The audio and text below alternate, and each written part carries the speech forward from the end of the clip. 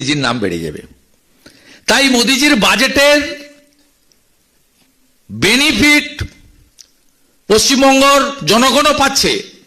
আর মমতা ব্যানার্জির জন্য Vishwakarma Yojana, Ayushman Bharat, PM crop insurance, Beti Padhao Beti Bachao, উজালা 3, পশ্চিমবঙ্গের lakhs of people, crores of people, they are too much suffering. এটা মমতা ব্যানার্জির সরকারের পলিটিক্সের জন্য হচ্ছে। বিশ্বকর্মা যোজনা নিয়ে আপনারা জানেন যে গোটা ভারতবর্ষে কত মানুষ পেয়েছে হাতের কাজ যারা করে। তাঁতি, কুম্ভকার মাটির হাঁড়ি বানায়, স্বর্ণকার সোনা বানায়, আমাদের কারুশিল্পী, ছুতার কাঠের কাজ করে, নাপিত, নাই, মালাকার ফুলের কাজ করে। এরা 6 লক্ষ অ্যাপ্লিকেন্ট করে রেখেছে।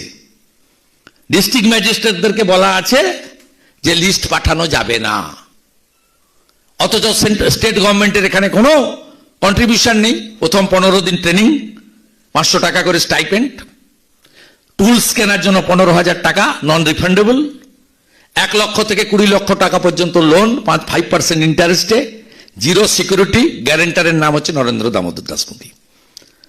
এই সমস্ত সামাজিক স্কিমকে কেন্দ্রীয় বাজেট প্রোটেক্ট করেছে, কন্টিনিউ করে দিয়েছে। জল জীবন মিশন অন্য রাজ্যে গেলে দেখতে পাবেন বাড়ি প্রতি জল, হার ঘর নল সে জল। এখানে নলের ট্যাপ আছে, ঝাঁঝরি আছে, পাইপ আছে, জল নেই। জোড়ে নিত, খেয়ে নিয়েছে টাকা, 8,000 কোটি টাকা।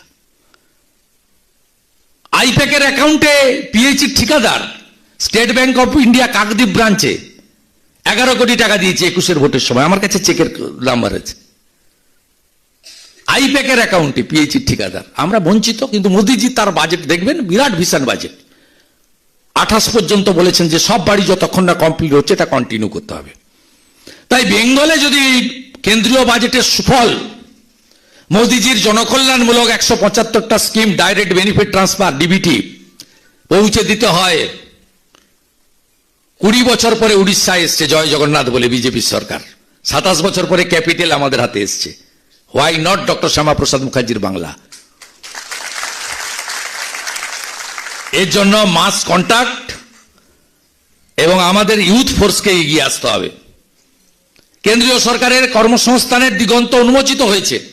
কর্মসংস্থান শুধু গভর্নমেন্ট এমপ্লয়ি হয়ে হয় না, শিল্পায়নের মাধ্যমে কর্মসংস্থান হয়, স্কিল ডেভেলপমেন্টের মাধ্যমে কর্মসংস্থান হয়, ছোট স্মল বিজনেসের মাধ্যমে কর্মসংস্থান হয়। আপনি বাজেটের প্রত্যেকটা জায়গা দেখবেন কেন্দ্রীয় সরকারের যেভাবে মোদিজি 10 লক্ষ কর্মসংস্থানে 1 বছরে পূরণ করেছেন।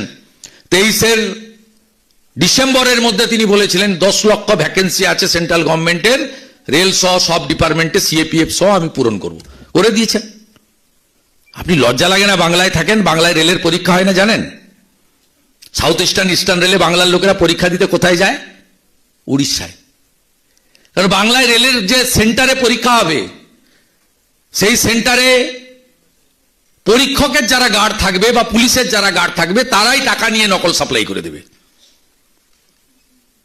তাই ভারত সরকার রেলের পরীক্ষা উড়িষ্যায় নিয়ে গেছে, সাউথ ইস্টার্ন রেলের পরীক্ষা সেখানে দিচ্ছে। বাঙালি ছেলেরা চাকরি পাচ্ছে, জব ফেয়ার হয়। কয়েকদিন আগে দেখবেন শান্তনু ঠাকুর কলকাতা থেকে, মোদিজি দিল্লি থেকে করলেন, এখানে শান্তনু ঠাকুর তুলে দিলেন।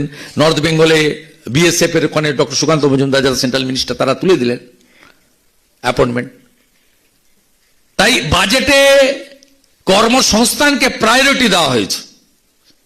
কেন্দ্রীয় সরকারের ভ্যাকেন্সি ফিল আপ করা এবং সেখানে 100 পয়েন্ট রোস্টার মেনে SC, ST, OBC, physically challenge, ex serviceman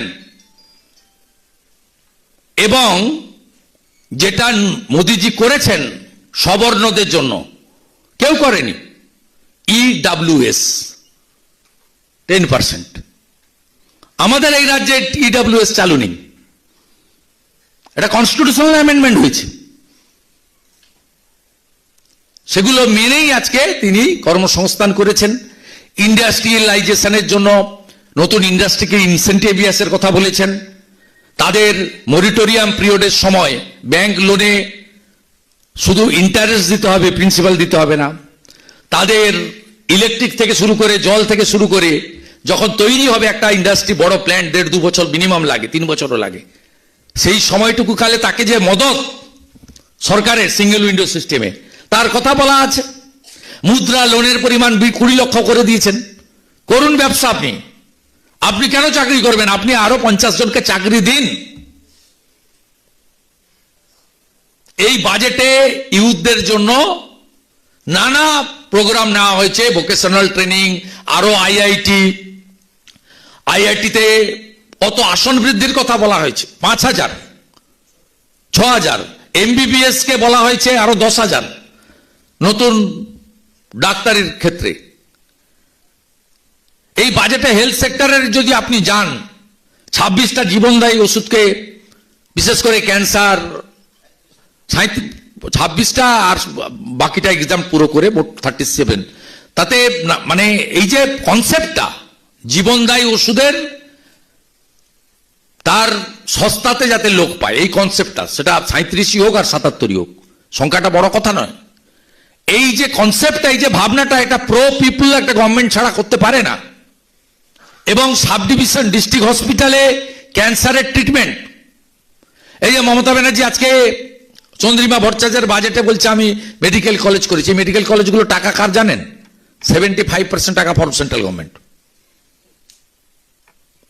মোদিজি আসার পরে পার ডিস্ট্রিক্টে একটা করে মেডিকেল কলেজ, যে কটা মেডিকেল কলেজ হয়েছে credit goes to Narendra Damodar Das মোদির।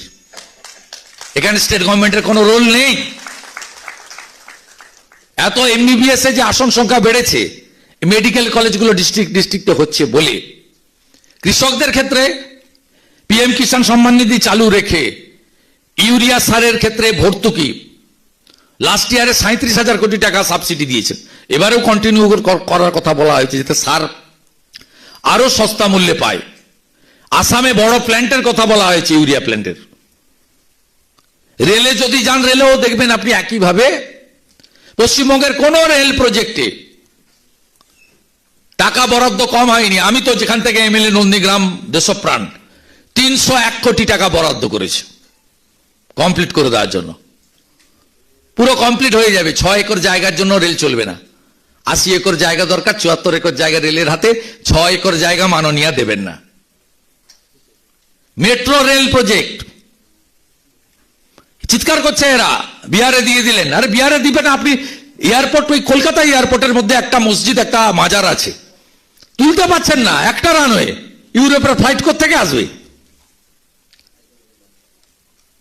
একটা মাজার এবং একটা মসজিদ আছে, আমি বলবো না যুদ্ধ করে তুলে দিতে, আলোচনা করে বুঝিয়ে সরাতে হবে, নইলে ইউরোপের ফ্লাইট বলে চিৎকার করছেন মুখ্যমন্ত্রী। বলছেন আমাদের এয়ারপোর্ট নেই, বিহারের 4টে এয়ারপোর্ট হয়ে গেল, বিহার জমি দিচ্ছে।